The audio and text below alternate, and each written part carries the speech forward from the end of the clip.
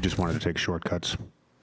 Too many. Yeah, they scored 20 points on us gambling. They had 16 offensive rebounds. We ball watched all night. We said no dare shots. I'll go through it. They probably made 6, 7 uncontested threes.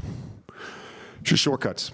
You want to be a good team, you want to win in the NBA, you got to do the hard stuff. We couldn't even pass to each other. We couldn't enter our offense. Running ball screens literally at half court. Yeah, that's going to end up in a turnover. I don't know what we're doing. JJ being JJ. We got the enforcer here. Big Perk, I need you to get this show back on the rails for me. Shannon, I'm going to start with you on this. Your reaction to JJ. He was right. Sometimes when you don't play well, Perk, Stephen A., you can win if you play hard. I don't know what was that last night. Luka hadn't shot the ball well. 8 of 24 is not nearly good enough. Austin Reeves, 3 of 14, not nearly good enough. What they trotted out there last night was good enough to win if you play with effort, if you play with heart. The Lakers were apathetical. They were like, oh, feel sorry for us. LeBron is not here. What are we going to do? I've seen Luka single-handedly win games like this by himself. And last night, it just didn't happen. JJ was talking about no dare. They stand there, I dare you to shoot that three. Bro, that's a shoot-around three. Them guys can make that. I don't know if you noticed, but the guys are really good in the NBA. And I'm not just talking about the ones that we talk about on a consistent basis. These guys are extremely skilled. This 8th, 9th guy on the court can make threes when it's like a shoot-around, because that's what they did last night. They turning the ball over. Like they said, they're just like, you know what, old school. Watch the ball go up. Man, somebody else going to get it. I'm going to get this run out. And all of a sudden, the Nets get the ball and they put it back in. That was as poor performance, Perk, that I've seen from the Lakers in an extremely long time.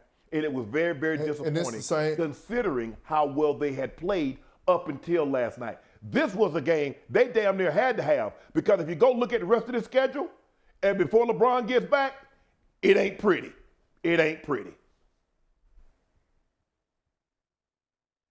Go ahead, Perk. Get the backpedaling now. This the same Shannon essay that's been on TV talking about SGA, PGA, USA, Lakers in 5, and KFC and all these restaurants. Same Shannon? This the same Shannon? Yeah. The role players not gonna change, bro. The role players not gonna change. This is who they are. And JJ, yes, he had a right to be mad to a certain extent, but this has been their game plan over the last month and a half. Pack the paint and give up 3-point shots. And Bob Myers said it on the countdown the other day that it's been luck with the defensive strategy that they've been putting together. I'm not taking anything away from JJ, but again, these are professionals. Eventually, you're going to run across teams that are going to be able to knock down 3-point shots. I will say this, though. All eyes on JJ Redick and Luka Doncic, right? Let's see what you could do without LeBron James on the floor. Both of them, right? JJ, let's see. You have done a phenomenal job up to this point with LeBron James, who is still, in my opinion, one of the best players in the NBA. Luka Doncic, Dallas traded you because they said that they felt like you wasn't the guy for the franchise. Give the Laker fans something to cheer about or to be happy about when LeBron James retired. Is this franchise in good hands? This stretch is going to tell us a lot about JJ Redick and Luka Doncic. Fine with all of that. I'm not saying you're wrong. I'm saying this ain't the day to be getting on JJ Redick. This is the day to look at him and say, I'm not saying you're getting on him, Perk. I know you're asking a question. I'm just simply saying this is the day to applaud the job that he is doing, even in a loss. I will remind everybody, the Lakers were without the entire starting front line. You've got Rui Hachimura, who was out. LeBron James is out. Even the Jackson Hayes was out. Dorian Finney-Smith was out, okay? So you look at all of those things. That's number one. Number two, communication. They said it was a problem. You're communicating, okay, in an organization because the ball is in Luka's hands. He's been there. He had to adapt. Even he owned it. And you never thought you'd hear Luka do that. But even Luka said, it's on me. My communication was poor. My organization is poor. That was my job. That was my responsibility. I didn't do my job. That's a big thing. Why are we saying that? Because how many times, Big Perk, have we looked at the Los Angeles Lakers in the past and we wondered about accountability? I'm watching J.J. Redick coach this team, and I see this cat going the hell off. He's dropping F-bombs. He's in their ass, okay, all the time. What does he do last night? He said, I don't give a damn who was missing from the lineup. There's no excuse for the loss that we had the way we lost. That's what he was talking about here. Yes, Brooklyn's not that great. Yes, they won a 7-game losing streak. I get all of that. But what he was saying was the way that we played, the lack of communication, the lack of effort, trying to take shortcuts. In other words, you're trying to steal instead of just manning up and defending your man or playing schematically the way that we coached you to play for this particular game. You either ignored your assignments or you forgot them. He was pointing to all of these different things. And when you talk about that level of accountability, when we think about the J.J. Redick we've been on the air with, Big Perk, okay? We know the brother don't play. We know the brother's thorough. We know the brother will not hesitate to get in somebody's ass. And when you think about the Los Angeles Lakers, if you're going to compete for a championship, even with LeBron James on the court, it can't be a laissez-faire attitude. It can't be Tinseltown and Hollywood and showmanship and we all gonna just have a good time. You got to put in that work and you got to execute. And I'm watching the Los Angeles Lakers coaching staff be all over these guys. All over them. And I think it's a reason to be excited about what's to come because LeBron's going to be back in a couple of weeks, fellas. He's going to be back. So while he's gone, if you got JJ getting in people's you know what, I think that's a good thing. I don't have a problem with it. I like it. The big two last night was AR and Luka. And they were what? That's 11. They were 11 for 38. Yeah, Luka was 8 of 24. Austin Reeves was 3 of 14. That's not good enough. That's not good enough. As simple as that. Your two best players can't have off nights. Huh? All I know is this.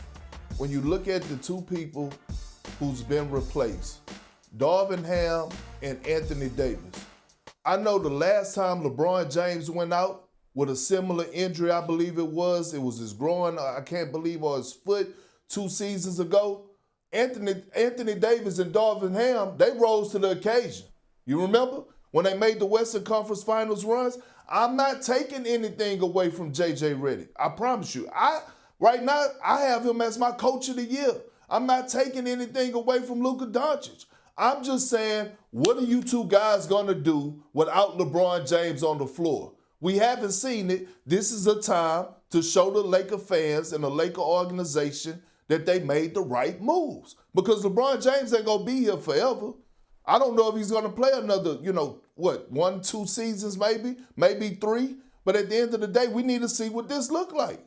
We need to see y'all win some games without LeBron.